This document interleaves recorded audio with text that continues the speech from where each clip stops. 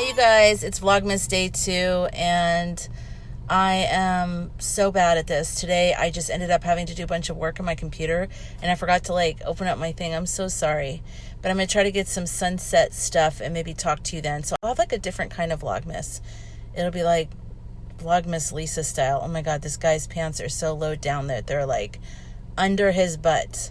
Like his actual butt. What's the point of wearing pants? Someone should design pants that look like boxers on top, and then they're like pants, but they're all pants. You know what I mean? I don't know. Okay, anyways, hope you guys are doing well. In December, I'm going through something, but I'm going to be there for you in these vlogs. I promise you that. I like this filter. I always wanted my eyes to be like a turquoise, or not turquoise, a light blue, but they're like dark blue, so I don't know. Anyways, I'll talk to you guys in a little bit. I'm going to go outside, feed all the animals. I feel like every app on our phone should come with a built-in filter. Hi guys. I'm sitting in front of the goats. Oh, thank God the cats are here too. So I was watching somebody's Vlogmas yesterday and she was making, what was she making? She was making some kind of iced coffee. She was just making all these different things and I was like, she had all these traditions and I was like, I don't want to talk to you guys about traditions today because I don't think I have any traditions. My grandparents were such an important part of my life and we had traditions with them, and so when they passed away, I realized I haven't really adopted any new ones. I was talking to my mom about some of the things we used to do last night. I'm from Scottsdale, Arizona, and there were some restaurants that used to be there when I was younger, like this place called the Quilted Bear. Oh my God, I used to go there, and my grandparents they lived in Chicago. They actually lived in Winnetka, Illinois, which is north of Chicago, very beautiful suburb. And they would come into town, into Arizona for 3 weeks, and we would go to all the greatest restaurants. And so we would go to this place called the Quilted Bear. Well, we could pick. We went to all the different places, like the Glass Door, and a place called the Other Place, which was really good also, which was owned by the people who owned Quilted Bear. But anyway, so they had gazpacho soup, which was out of this world. It was so good. And they had an amazing salad bar. And salad bars I know are considered kind of gross, especially now during COVID. But when I was a kid, a really good salad bar was amazing because it was inside, the bowls were inside of ice chips and it was just cold and delicious. Anyways, at Christmas time, because it was in Scottsdale, and Scottsdale's a real big resort town, the restaurants would really decorate, really nice restaurants I'm talking about. So the Other Place would put green thick garland everywhere and poinsettias and red bows and little white lights, and it was just so pretty, and I don't know, it just made you feel like the total Christmas spirit, And oh, by the way, I don't know if you've noticed, but I cut 4 inches off my hair. Okay, what's up with that? I don't know. It's great though. I love the length. It was too long before. It was turning into Crystal Gale or something. I know it, a 70s reference. 90% of you won't get it. Not that young people are watching this Vlogmas. But anyways, so yeah. So I was just thinking oh, I just loved it. We would go, they would pick us up from school, my grandparents, in their rental car, and then they would take us to their hotel called the Valley Ho, which is now still there, on 68th and Indian School in Scottsdale. And we would, Valley Ho was by the Ramada Inn, and we would hang out in their hotel room, and they always brought us See's candy from when they first arrived in Arizona. And then we would stay there and watch TV or take naps or explore the hotel or whatever until dinner time. And then at dinner, we'd pick a restaurant, and then my mom would come from work and they would take us to the restaurant. And then from the restaurant, after dinner, my mom would then just take us home. And we went to all these great restaurants like Trader Vic's in downtown Scottsdale, Polynesian food. It was so good. Oh my God. And I was just a kid and it was great. It was great. I got to go to all the best restaurants, and I think that's why I'm such a weirdo about food now, because I'm this is gross, and it's because I've been to some really good restaurants most of my life. But anyways, so the tradition in terms of Christmas was those kinds of things, was with my grandparents in town, was like, you know, exploring all of those restaurants and like seeing the decor and just all the beautiful night stuff. And then on Christmas Eve, we would, well, we wouldn't really do much on Christmas Eve. I think we'd go to Mass. We would do the Catholic Christmas Mass. Our Lady Perpetual Help in Chicago. I mean, sorry, in OLPH in Scottsdale. And then we would go to dinner. I think we'd go to like the Glass Door or something like that. Another very, very nice restaurant that's no longer there, which is really sad. It was so good. Bananas Foster. We used to get that for dessert. Like they do the bananas flambe, you know, by your table. It was really good.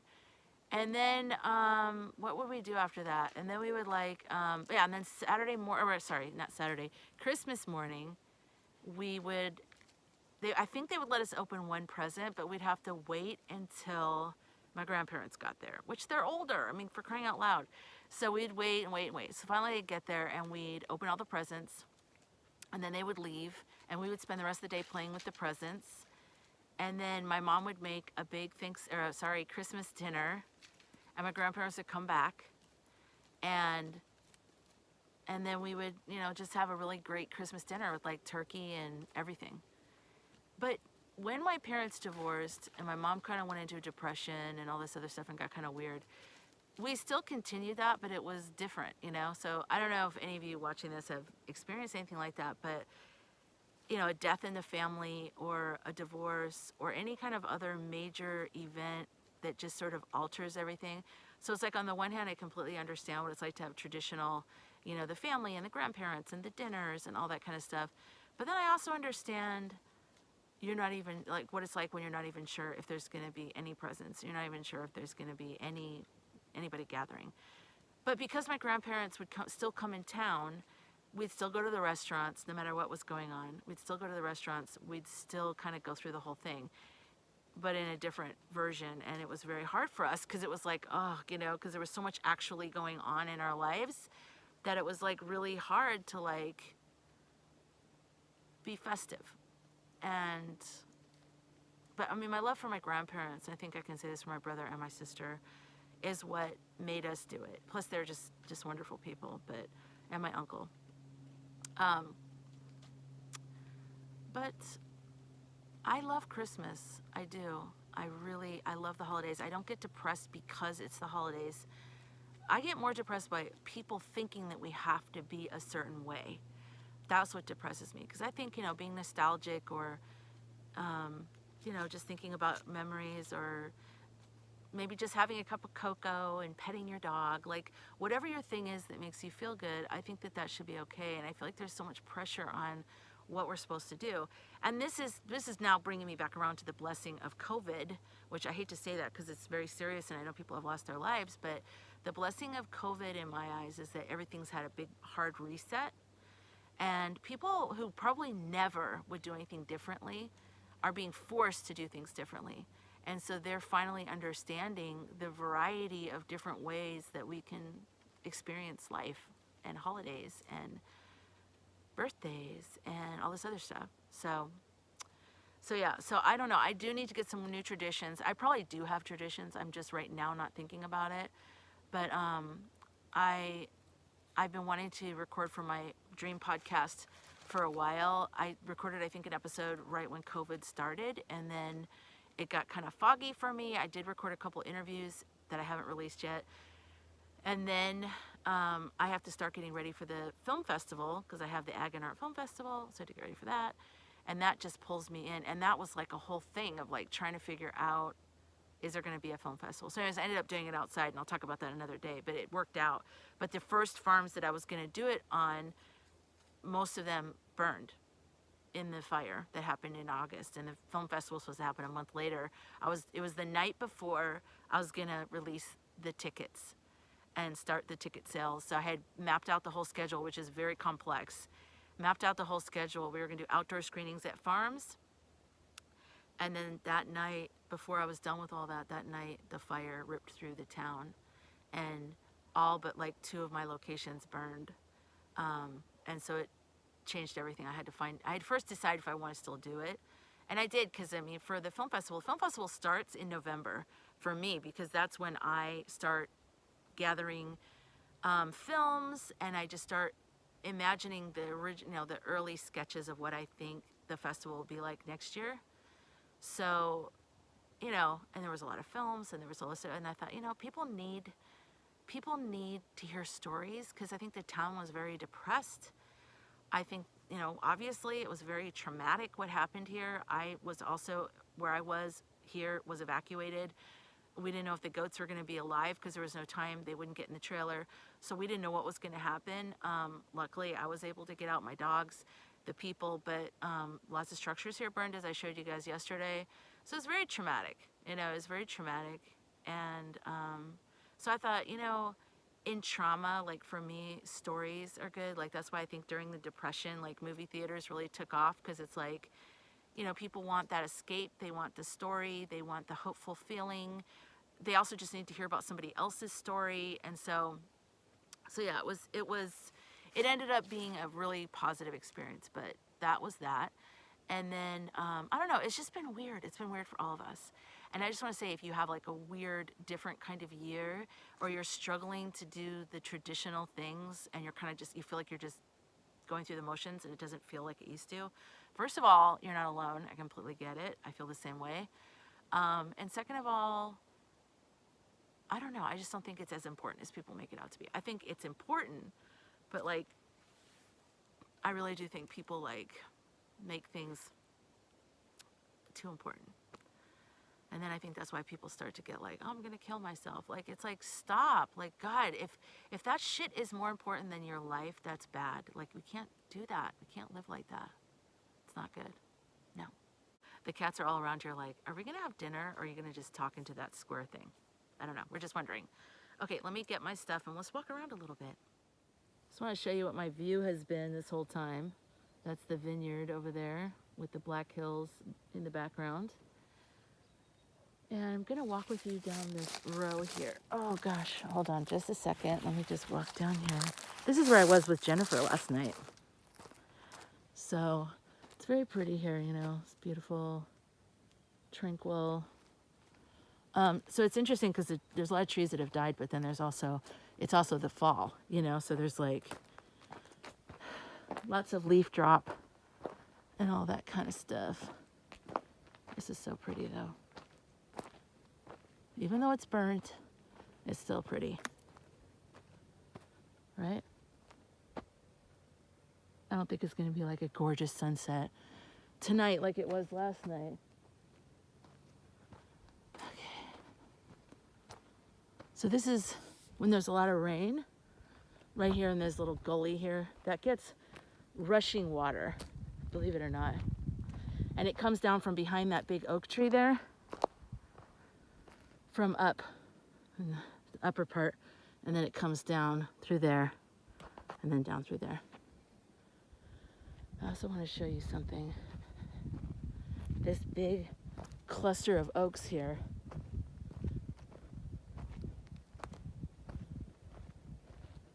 See all the light color leaves? That's heat damage. So you can really see where the heat of the fire, you know, really burned into there. But then, I'm not sure how many of these trees survived. We'll just have to see. Remember we were talking about that yesterday? We weren't doing anything. I was doing it. Okay, anyways. Okay, so let's head back because the cats are now like, hey, what's going on? I never really got to know cats until I lived here. And now I like totally love cats. Oh my God, what are you doing? Where's Kelsey? Come here, Kelsey. Where is he? He's inside of that bush somewhere. He's gonna come running out. Kelsey, come on, kitty.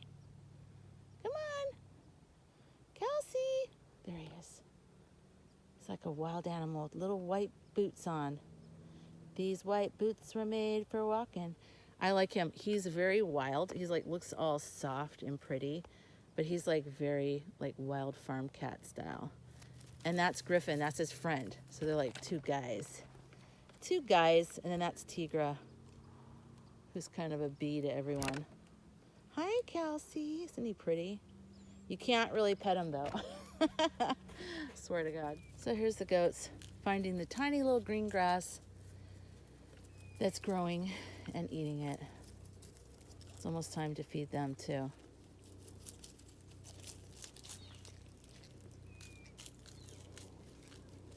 My friend Jerry bottle fed these goats. I'm not sure. I think the one with the black one in the background there with the white band, see her on the upper left? I think she's the mom to the black goat. And then the tall one right behind the one with the white stomach area, that tall one right there, it's a good boy.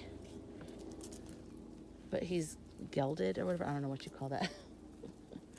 I don't know. What do I know? But this is a goat cam. Wait, I'm trying to figure out how to say goat and Vlogmas at the same time. It's very hard. Vlogmas. Oh, God. Oh, and here comes a cat. Cats are always liking to be in the mix. It's cute.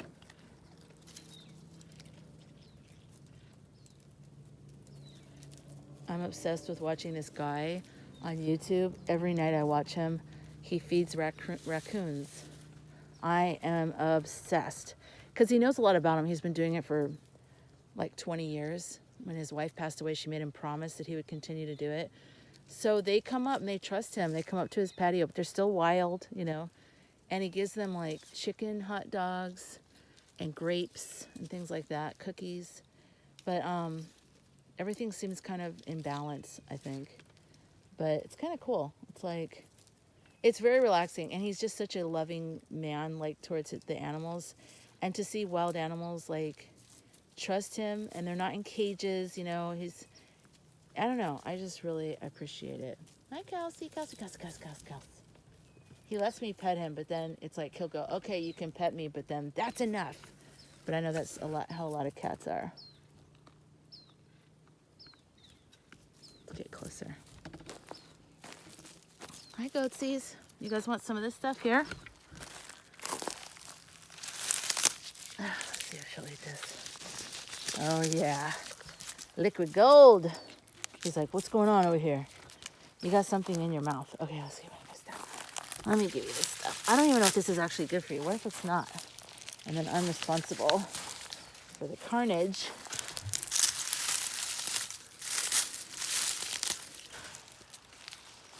Okay, don't be jerks.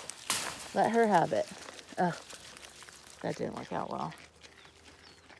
Okay. Do you guys care that this is Christmas, or is it just a colder time of year for you? Exactly. What do you know? You just know whether you like life or you don't like life. Whether you're comfortable or you're not comfortable.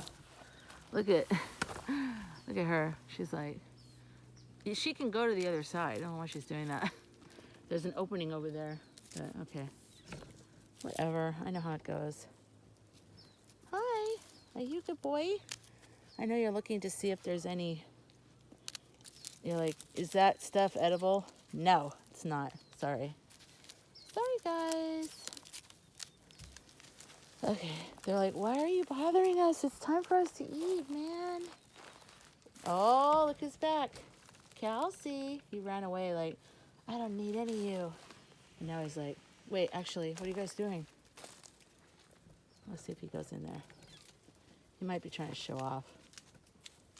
Kelsey, what's going on?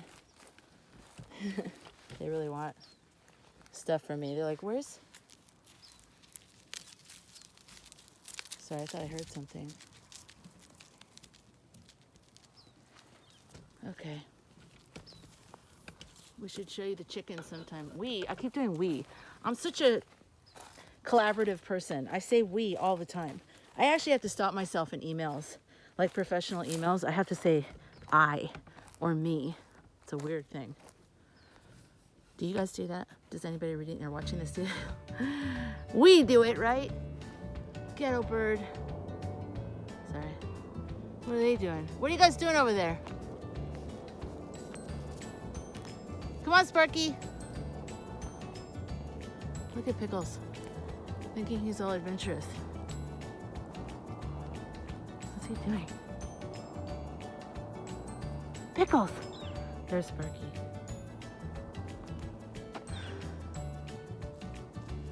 Come on, Sparklet. Come on. What are you doing? He's like, I'm running in the opposite direction. Right here. Come on. Come on, Sparky. Oh my God.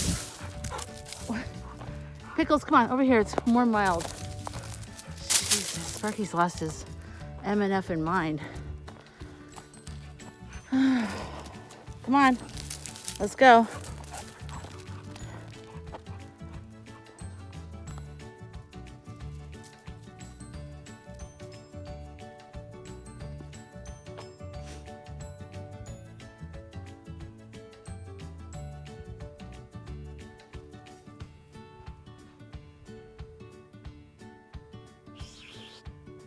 Where's the chicken?